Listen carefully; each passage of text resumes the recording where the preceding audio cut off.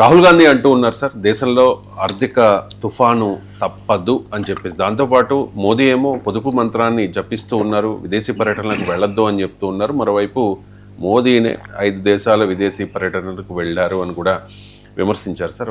Action लेने के बजाय नरेंद्र मोदी देश से कह रहे हैं कि फॉरेन ट्रिप पर मत जाओ और नरेंद्र मोदी दुनिया का चक्कर काट रहे हैं, तो ये हालत है। एक्शन लेने के बजाय नरेंद्र मोदी देश से कह रहे हैं कि फॉरेन ट्रिप पर मत जाओ और नरेंद्र मोदी दुनिया का चक्कर काट रहे हैं, तो ये हालत है। సార్ విదేశీ పర్యటనకు వెళ్ళడం మీద రాహుల్ గాంధీ మొదలు రాహుల్ గాంధీ మనం ఎందుకు వచ్చారంటే చెన్నైకి స్పెషల్ ఫ్లైట్ వేసుకొని, తర్వాత మళ్ళీ కేరళకి ఎందుకు వెళ్ళాడు స్పెషల్ ఫ్లైట్? వెళ్ళకపోతే కుంపలు మురిగేదా ఉన్నదా? అక్కడ ప్రమాణ స్వీకారం ఆగేదా? అంటే నీ అసలు మాకు చెప్పే ఇప్పుడు ఆయన ప్రధానమంత్రి విహారయాత్రకు వెళ్ళలేదు, ఆయన ఏమైనా షోకి వెళ్ళలేదు, ఆయన ఒక దేశ ఫారిన్ రిలేషన్స్ ఇంప్రూవ్ చేయడానికి వెళ్ళారు. ఇప్పుడు నరేంద్ర మోడీ విదేశాలకు వెళ్ళడం వల్ల భారతదేశ ఫారిన్ పాలసీ స్ట్రెంథన్ అవుతుంది, ఇండియన్ డిప్లొమసీ స్ట్రెంథన్ అవుతుంది. రాహుల్ గాంధీ విజయ్ ప్రమాణ స్వీకారాన్ని ఆన్లైన్లో అటెండ్ కావచ్చు కదా, సతీష్ అని ప్రమాణ స్వీకారం వెళ్ళకపోతే ఏమవుతుంది? నువ్వు ఎంత పెద్ద ఏవియేషన్ టర్బైన్ ఫ్యూయల్ వేస్ట్ చేసినావు కదా స్పెషల్ ఫ్లైట్ పెట్టుకెళ్ళి. మనం మాట్లాడేటప్పుడు ఉండాలి. ఇది ఎలా ఉందంటే రాత్రిపూట నిద్రపోవడం మంచిది, కనీసం 8 గంటల నిద్ర ఉండాలి మినిమం అని చెప్తే, నైట్ ఒక ఐటీ కంపెనీలో పనిచేస్తాడు, అతను నైట్ డ్యూటీ, అతను పోవద్దంటే ఎట్లయితుంది?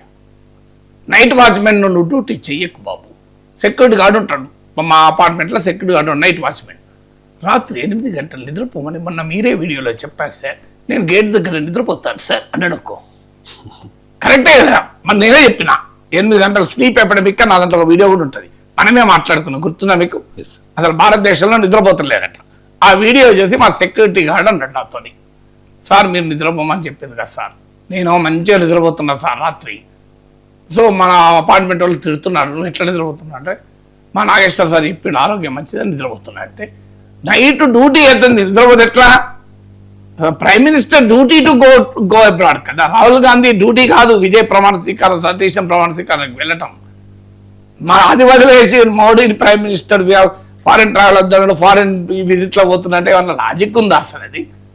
సో ఫ్యూయల్ సేవింగ్ చేయండి, అనవసరంగా వాహనం వాడకండి అని చెప్పిన అతన్ని కార్ డ్రైవర్ను చెప్పొద్దంటే ఎట్లయితుంది? కార్ డ్రైవర్ పనే కదా అది, అనవసరంగా పోకండి అని చెప్పి కార్ డ్రైవరు. సో ఏమైనా అర్థం ఉందా?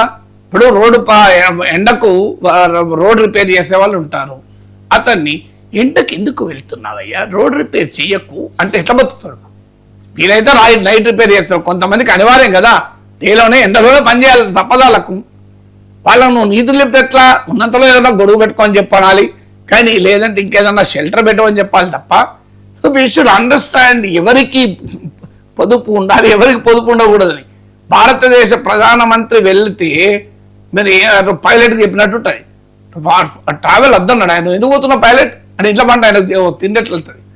రాహుల్ గాంధీ అనవసరపు ప్రయాణాలేమో చెన్నైకి చేస్తాడు వితిన్ 1 వీక్ అంతే కదా, కేరళ చేస్తాడు. అక్కడికి పోకపోతే ఏమయ్యేది?